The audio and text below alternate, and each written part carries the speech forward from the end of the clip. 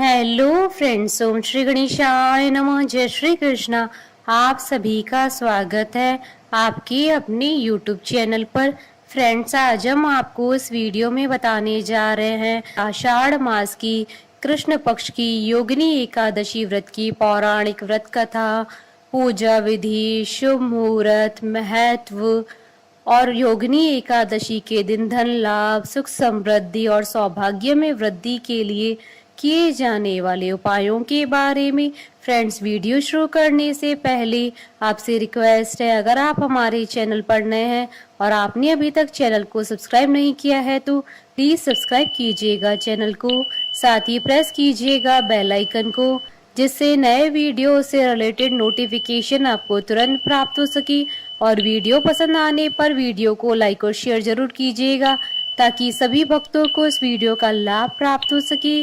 और comment box में जय श्री कृष्णा जरूर लिखिएगा। आषाढ़ मास के कृष्ण पक्ष की एकादशी तिथि को योगिनी एकादशी कहा जाता है। इस दिन जगत के पालनहार भगवान विष्णु जी का आशीर्वाद प्राप्त करने के लिए व्रत रखा जाता है। योगिनी एकादशी के दिन भगवान श्री नारायण की पूजा आराधना की जाती है।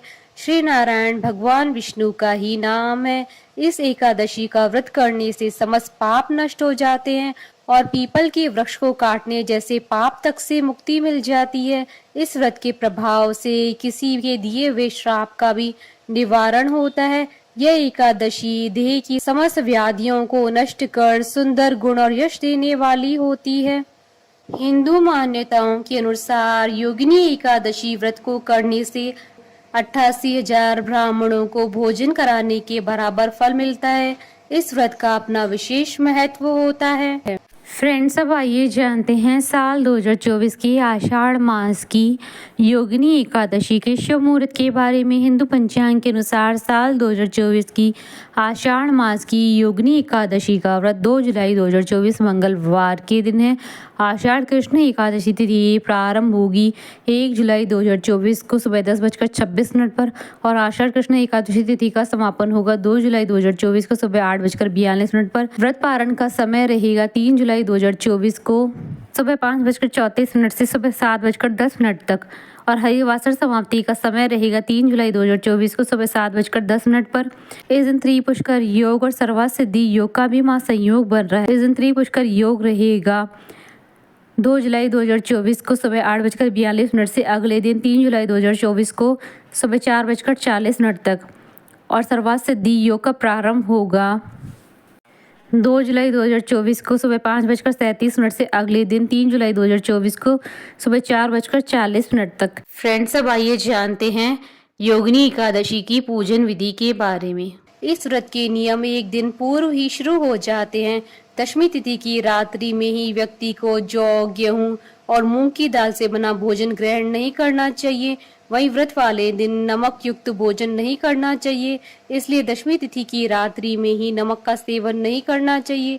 एकादशी के दिन प्रातः स्नान आदि कार्यों के बाद व्रत का संकल्प किया जाता है। इसके बाद कलश की स्थापना की जाती है। कलश के ऊपर भगवान विष्णु जी की प्रतिमा रखकर पूजा की जाती है। भगवान विष्णु जी की प्रतिमा को गंगा जल से नहलाएं। अब दीपक जलाकर उनका स्मरण करें। भगवान विष्णु जी की पूजा में उनकी स्तुति करें। पूजा में तुलसी के पत्तों का भी प्रयोग करें। पूजा के अंत में विष्णु जी की आरती करें। शाम को भी भगवान विष्णु जी के समक्ष घी व दीपक जलाकर आराधना करें। इस समय विष्णु सहस्त्र नाम का पाठ करें। अगले दिन द्वादशी के समय शुद्ध होकर व्रत पारण मुहूर्त के समय ही व्रत खोले। सबसे पहले भगवान विष्णु जी को भोग लगाएं। भोग में अपनी इच्छा अनुसार कुछ मीठा भी शामिल करें। लोगों में प्रसाद बांटे और ब्राह्मणों को भोजन कराकर उन्हें दान दक्षिणा दें। फ्रेंड्स, अब आइए जानते हैं योगिनी एकादशी के दिन किए जाने वाले उपायों के बारे में। योगिनी एकादशी के दिन पूजा करते वक्त भगवान के सिंहासन पर 5, 11 या 21 या अपनी सामर्थ्य अनुसार दक्षिणा रखें। अब आरती करें। एकादशी के अगले दिन स्नान के बाद इन सिक्कों को अपने पर्स व तिजोरी में रख दें। इसके साथ ही थोड़े चावल के दाने भी डालें। ऐसा करने से आपका घर हमेशा धन से भरा रहेगा। योगिनी एकादशी के दिन भगवान विष्णु को दूध में केसर मिलाकर अभिषेक कराने से भगवान विष्णु अपने भक्तों पर जल्दी प्रसन्न होते हैं। योगिनी एकादशी के दिन दक्षिणावर्ती शंख में गंगा जल भरकर स्नान कराने से माँ लक्ष्मी की कृपा प्राप्त होती है। योगिनी एकादशी के दिन विष्णु सहस्त्रनाम का पाठ करने से कुंडली के सभी ग्रह दोष शांत हो जाते हैं। योगिनी एकादशी के दिन श्री कृष्ण मंदिर में जाकर बांसुरी को अच्छी तरह से सजाकर भेंट करने से धन धान्य में वृद्धि होती है। योगिनी एकादशी के दिन पीली सरसों का भोग लगाने से शुभ फलों की प्राप्ति होती है। योगिनी एकादशी के दिन भगवान विष्णु की प्रतिमा के आगे गीता का पाठ करने से पितरों का आशीर्वाद प्राप्त होता है। भगवान विष्णु जी की पूजा तुलसी के बिना पूरी नहीं होती है, इसलिए भगवान विष्णु जी को तुलसी अवश्य चढ़ाएं। योगिनी एकादशी के दिन चावल का सेवन बिल्कुल भी न करें, नहीं तो आपको भगवान विष्णु की क्रोध का पात्र होना पड़ेगा। फ्रेंड्स, अब आइए आरंभ करें योगिनी एकादशी की व्रत कथा। अर्जुन ने कहा, हे त्रिलोकी नाथ, अब आप कृपा करके मुझे आषाढ़ मास के कृष्ण पक्ष की एकादशी की कथा सुनाइए। इस एकादशी का नाम तथा महात्म क्या है, सो अब मुझे विस्तार पूर्वक बताइए। श्री कृष्ण ने कहा, हे पांडुपुत्र, आषाढ़ मास के कृष्ण पक्ष की एकादशी का नाम योगिनी एकादशी है। इसके व्रत से सभी पाप नष्ट हो जाते हैं। यह व्रत इस लोक में भोग तथा परलोक में मुक्ति देने वाला है। हे अर्जुन, यह एकादशी तीनों लोकों में प्रसिद्ध है। इसके व्रत से सभी पाप नष्ट हो जाते हैं। तुम्हें मैं पुराण में कही हुई कथा सुनाता हूँ, ध्यान पूर्वक श्रवण करो। कुबेर नाम का एक राजा अलकापुरी नाम की नगरी में राज्य करता था। वैश्य भक्त था। उनका हेमा माली नामक एक यक्ष सेवक था जो पूजा के लिए फूल लाया करता था। हेमा माली की विशालाक्षी नाम की अति सुंदर स्त्री थी। एक दिन वह मानसरोवर से पुष्प लेकर आया, किंतु कामासक्त होने के कारण पुष्पों को रखकर अपनी स्त्री के साथ रमण करने लगा। इस भोग विलास में दोपहर हो गई।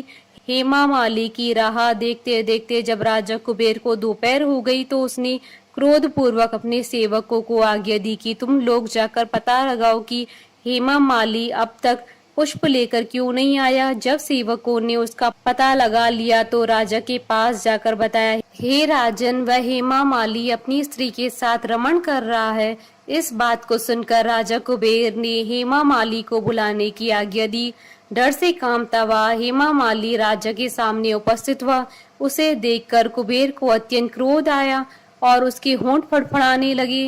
राजा ने कहा, अरे अधम, तूने मेरे परम पूजनीय देवों के भी देव भगवान शिव जी का अपमान किया है। मैं तुझे श्राप देता हूँ कि तू स्त्री के वियोग में तड़पे और मृत्यु लोक में जाकर कोड़ी का जीवन व्यतीत करे। कुबेर के श्राप से वह तक्षण स्वर्ग से पृथ्वी पर आ गिरा और कोड़ी हो गया। उसकी स्त्री भी उससे बिछड़ गई। मृत्यु लोक में आकर उसने अनेक भयंकर कष्ट भोगे, किंतु शिव जी की कृपा से उसकी बुद्धि मलिन न हुई और उसे अपने पूर्व जन्म की सुध रही अनेक कष्टों को भोगता हुआ तथा अपने पूर्व जन्म के कुकर्मों को याद करता हुआ वह हिमालय पर्वत की ओर चल पड़ा। चलते चलते वह मार्कंडेय ऋषि के आश्रम में जा पहुंचा। वह ऋषि अत्यंत वृद्ध तपस्वी थे। वह दूसरे ब्रह्मा के समान प्रतीत हो रहे थे। उनका वह आश्रम ब्रह्मा की सभा के समान शोभा दे रहा था। ऋषि को देखकर हेमा माली वहां गया और उन्हें प्रणाम करके उनके चरणों में गिर गया। हेमा माली को देखकर मार्कंडेय ऋषि ने कहा, तूने कौन से निष्कृष्ट कर्म किए हैं जिससे तू कोढ़ी हुआ है और भयानक कष्ट भोग रहा है। महर्षि की बात सुनकर हेमा माली बोला, हे मुनि श्रेष्ठ, मैं राजा कुबेर का अनुचर था।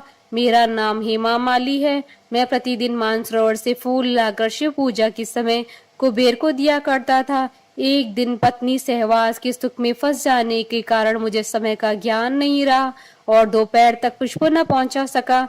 तब उन्होंने मुझे श्राप दिया कि तू अपनी स्त्री का वियोग और मृत्यु लोक में जाकर कोढ़ी बनकर दुख भोग।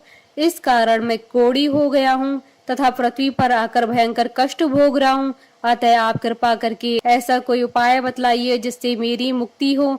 मार्कंडेय ऋषि ने कहा, हे हेमा माली, तूने मेरे सम्मुख सत्य वचन कहे हैं, इसलिए मैं तेरा उद्धार करने के लिए एक व्रत बताता हूँ। यदि तू आषाढ़ मास के कृष्ण पक्ष की योगिनी नामक एकादशी का विधान पूर्वक व्रत करेगा तो तेरे सभी पाप नष्ट हो जाएंगे। महर्षि के वचन सुन हेमा माली अति प्रसन्न हुआ और उनके वचनों के अनुसार योगिनी एकादशी का विधान पूर्वक व्रत करने लगा। इस व्रत के प्रभाव से अपने पुराने स्वरूप में आ गया और अपनी स्त्री के साथ सुखपूर्वक रहने लगा। हे राजन, इस योगिनी एकादशी की कथा का फल 88,000 ब्राह्मणों को भोजन कराने के बराबर है। इस व्रत के प्रभाव से सभी पाप नष्ट हो जाते हैं और अंत में मोक्ष प्राप्त करके प्राणी स्वर्ग का अधिकारी बनता है। कथा सार, मनुष्य को पूजा आदि धर्म में आलस्य या प्रमाद नहीं करना चाहिए, अपितु मन को संयम में रखकर सदैव भगवान की सेवा में तत्पर रहना चाहिए। बोले भगवान विष्णु की जय, सनातन धर्म की जय। हमारे साथ इस वीडियो में अंत तक बने रहने के लिए आपका धन्यवाद। ओम श्री गणेशाय नमः। जय श्री कृष्ण।